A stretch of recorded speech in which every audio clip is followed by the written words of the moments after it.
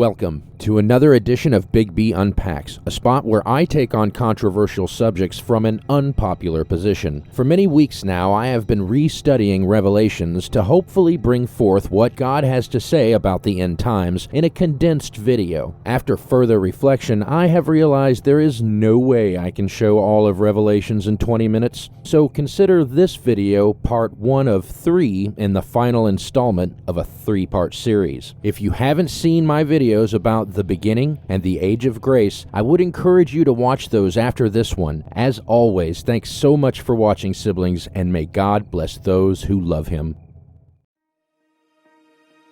Before we can even begin to understand the chronological order of events that the book of Revelations presents, we need to first know when the last generation will exist that will see the second coming. Fortunately for us, the disciples asked Jesus that very question in Matthew 24. Yeshua responded to their question by telling them that above all they should be careful that they aren't deceived by false teachers, because there will be many that will deceive many. Some will even claim to be Christian preachers when, whether knowingly or unknowingly, they are leading people to worship the Antichrist. He tells them that when they see wars, famines, and pestilences, not to worry about because these things are only the beginning. What is the opposite of wars, famines, and pestilences? That would be peace and prosperity. When the world narrative turns from war and poverty toward peace and prosperity, that is when all God's watchers should perk up, because the time is at the doors. Siblings, that time is upon us. Now, believe it or not, I could teach the entire book of Revelations from this one chapter in Matthew, and believe it or not, Christ is quoting from the Old Testament when he is preaching here. Let's skip down to verse 32 through 39, which is why we came here in the first place. Jesus tells us, actually, he commands us to learn the parable of the fig tree so that we will know when the season of his coming will be. God uses horticulture a lot in his word, and to understand this parable, you need to know how a fig tree is grown. Fig trees don't grow from a seed. They are planted from a shoot cut from an already grown tree. To learn what Christ was quoting from, we need to go back to the Old Testament in Jeremiah chapter 24. God gives us the subject in verse 1, which is the tribe of Judah represented as a basket of good figs being captured by Nebuchadnezzar, along with another group described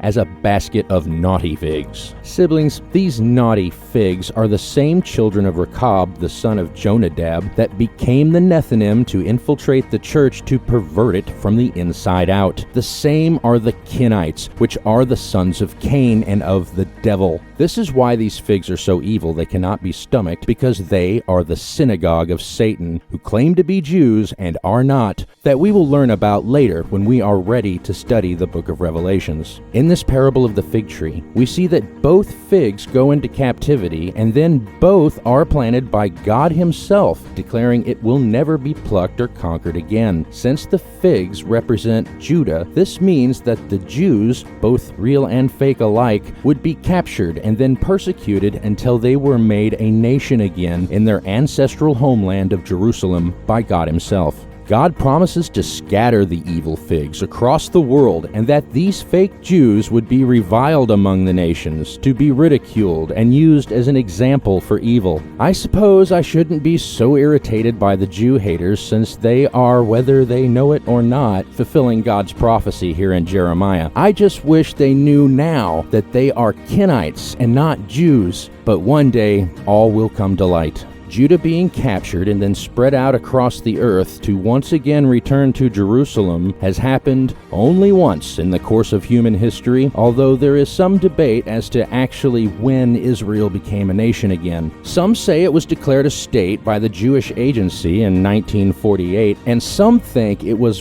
when Israel conquered Jerusalem in 1967. Jesus says to those who have read and understand the prophecy of Jeremiah that when we see that happen, we should know summer is nigh. Summer is harvest time, siblings, the end of the age. He says that the generation wherein this happens will not pass until they see his return. The Bible gives 3 different definitions for a generation: 40 years, 70 years, and 120 years. If you're counting, that means Christ will return somewhere between 1988 and 2087, but we shouldn't be focused on that. No one can know the day or the hour, but we can discern the sign of the times. Our main goal should be securing for ourselves the key of David, to know what the end has in store, because it will happen exactly as it is written. Now that we understand when the season of his coming is, we are armed to understand the chronology of the end times, which is very important. Without understanding the parable of the fig tree, it would be impossible to understand what we should be watching for in the end times. In the next part, we will get into the 7 churches and 6 of the 7 seals of God. Knowing what those 7 churches were teaching is very important when deciding what church you would want to attend today.